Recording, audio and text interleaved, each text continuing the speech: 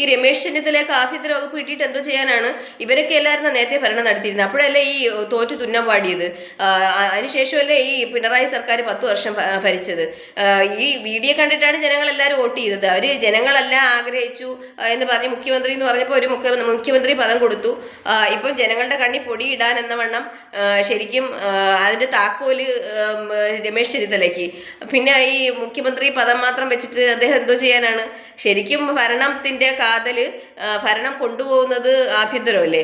അപ്പോൾ പിന്നെ മുഖ്യമന്ത്രി പദം മാത്രം കിട്ടിയിട്ട് എന്തോ കാര്യം? അതൊരു പദമായിട്ട് അലങ്കരിക്കാനല്ലേ പറ്റുള്ളൂ. ഇപ്പോൾ കാര്യങ്ങൾ മുമ്പോട്ട് കൊണ്ടുപോകുന്ന ആഭ്യന്തര വകുപ്പല്ലേ.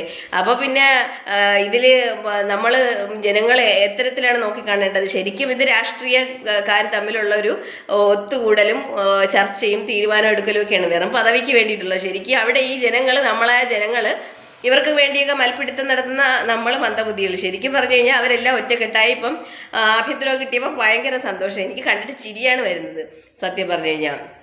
കുഴപ്പമില്ല, ഇപ്പോൾ സന്തോഷിച്ചോളൂ. 5 വർഷം കഴിയുമ്പോഴേ സുഖമായിട്ട് ഇറങ്ങിപ്പോകാം, വേറെ പ്രശ്നമൊന്നും ഉണ്ടാകത്തില്ല. ഇനി വേറെ പ്രത്യേകിച്ച് മാറ്റമൊന്നും വരാൻ പോകണില്ലെന്ന് മനസ്സിലായി. ഇനിയിപ്പോൾ വെറും മുഖ്യമന്ത്രി പദം കിട്ടിയിട്ട് ഒരു യുവത്വമുള്ള ഒരാളാണ് VD. അപ്പോൾ അദ്ദേഹത്തിന് ഒരു ഭരണം കൈ കിട്ടിയെങ്കിൽ അദ്ദേഹം നല്ല രീതിയിൽ നാട് ഭരിച്ചേനെ.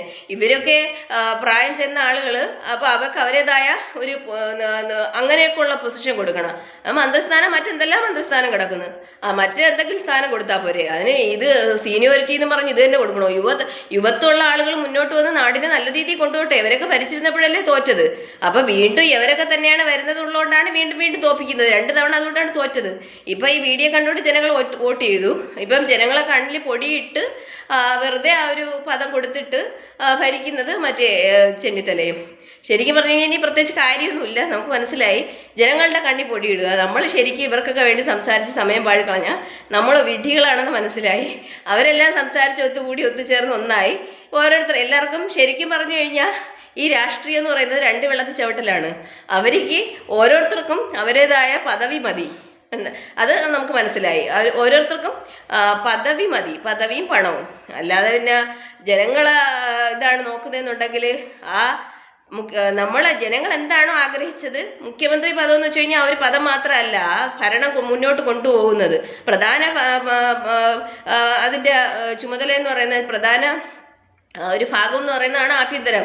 അതില്ലാതെ മുഖ്യമന്ത്രിക്ക് എന്തോ ചെയ്യാനാണ്? ഒരു ഭരണം നമ്മൾ നോക്കിക്കാണുന്നത് ആഭ്യന്തര വകുപ്പിലൂടെയാണ്. ആഭ്യന്തരമാണ് ആ ഒരു നാട് മുന്നോട്ട് കൊണ്ടുപോകുന്നത്.